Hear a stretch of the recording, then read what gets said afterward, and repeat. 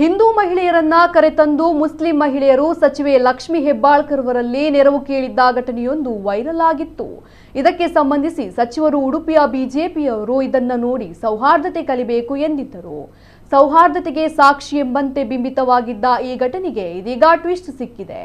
ಹಿಂದೂ ಮಹಿಳೆಯರನ್ನ ಕರೆತಂದು ಸಮಸ್ಯೆ ಹೇಳಿ ಕಣ್ಣೀರಾಕಿದ್ದ ಮುಸ್ಲಿಂ ಮಹಿಳೆಯರ ಸತ್ಯವನ್ನ ಇದೀಗ ಬಿಜೆಪಿ ಬಯಲು ಮಾಡಿ ಸಚಿವೆಗೆ ತಿರುಗೇಟು ನೀಡಿದ್ದಾರೆ. ಗಿರಿಜಾ ಶೆಟ್ಟಿಗರ್ ಎಂಬ ವೃದ್ಧ ಮಹಿಳೆಯ ಮಗಳು ಸುಮಾರು 25 ವರ್ಷಗಳ ಹಿಂದೆ ಮತಾಂತರಗೊಂಡಿದ್ದರು.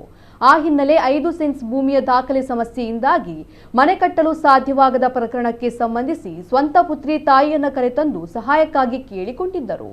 ಇದನ್ನೇ ಬಳಸಿಕೊಂಡು ಸಚಿವರು ನಮಗೆ ಬುದ್ಧಿ ಹೇಳುವ ಅವಶ್ಯಕತೆ ಇಲ್ಲ, ಸೌಹಾರ್ದತೆಯ ಪಾಠವನ್ನ ನಿಮ್ಮಿಂದ ಕಲಿಯಬೇಕಾಗಿಲ್ಲ, ಜಿಲ್ಲೆಗೆ ಅತಿಥಿಯಾಗಿ ಬರುವ ತಮಗೆ ಬಿಟ್ಟಿ ಪ್ರಚಾರದ ತೆವಲು ಬೇಡ ಎಂದು ಕಿಡಿಕಾರಿದ್ದಾರೆ.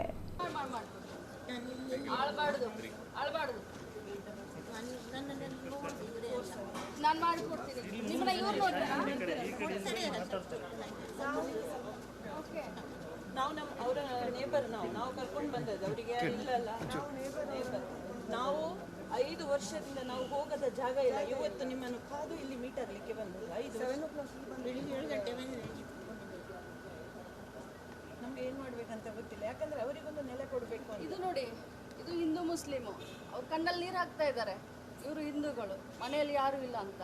ಇದು ನಮ್ಮ ಭಾರತ ದೇಶ, ಅದನ್ನ ಉಡುಪಿಯವರು ಕಲಿಬೇಕು, ಬಿಜೆಪಿಯವರು. ಅಮ್ಮ don't worry, I promise you, ನಾನು ಮಾಡ್ಕೊಡ್ತೀನಿ. ಇದು ನೋಡಿ, ಇದು ಹಿಂದೂ ಮುಸ್ಲಿಮು, ಅವ್ರ ಕಣ್ಣಲ್ಲಿ ನೀರು ಹಾಕ್ತಾ ಇದ್ದಾರೆ. ಇವರು ಹಿಂದೂಗಳು, ಮನೆಯಲ್ಲಿ ಯಾರು ಇಲ್ಲ ಅಂತ. ಇದು ನಮ್ಮ ಭಾರತ ದೇಶ, ಅದನ್ನ ಉಡುಪಿಯವರು ಕಲಿಬೇಕು, ಬಿಜೆಪಿಯವರು.